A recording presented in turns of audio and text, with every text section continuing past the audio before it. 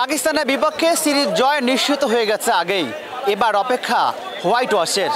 ঘরের মাঠে টাইগাররা সেই কাজটি করতে পারবে কিনা সেটাই জানাবো আমি রাজিবুল ইসলাম।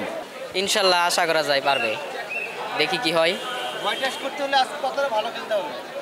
কতটা ভালো খেলতে পারবে বলতে মোটামুটি ভালো খেলতেই পারবে আর কি। দেখতাছি তো দুইটা ম্যাচ আপনার বাংলাদেশ রান না করতে পারলেও আপনার পাকিস্তানও রান করতে পারে নাই, খুব 111 রানে অল উইকেট হয়ে গেছে। এখন যদি বাংলাদেশ আগে ব্যাটিং করে আমার মনে হয় যে 140 রান করলে বাংলাদেশ ম্যাচ জিততে পারবে।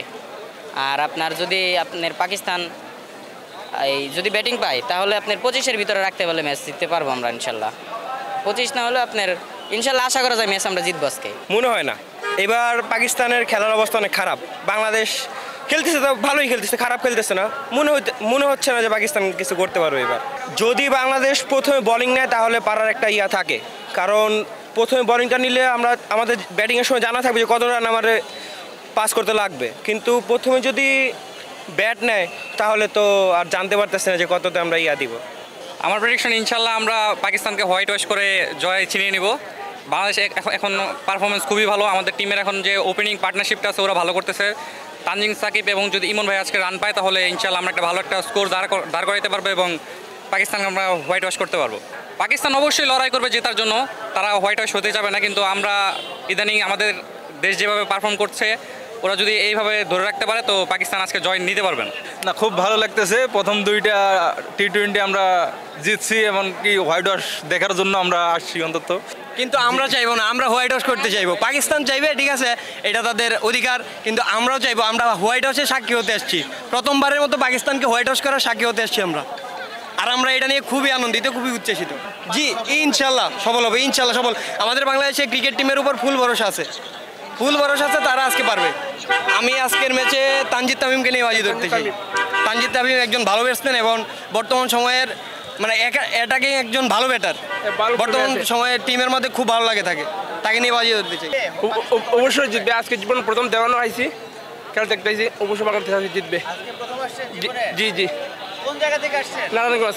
টিকিট পেয়েছেন? জি। না অনলাইন থেকে নিয়েছি।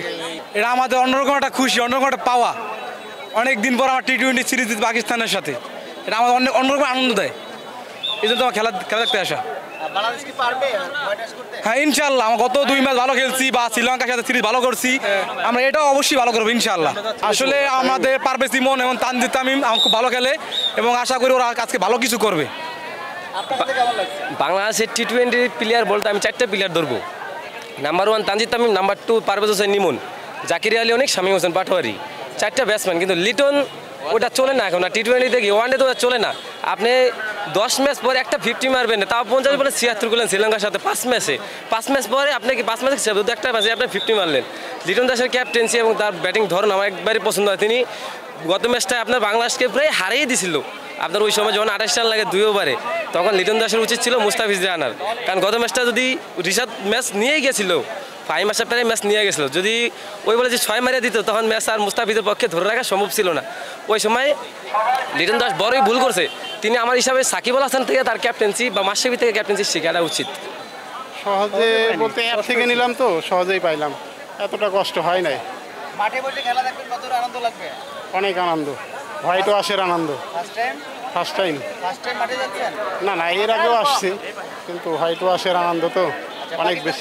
হোয়াইট ওয়াশ করতে পারবে ইনশাআল্লাহ, আশা আছে। আমি সেই বগুড়া থেকে আছি খেলা দেখার জন্য, যে পাকিস্তানের হোয়াইট ওয়াশ দেখবো।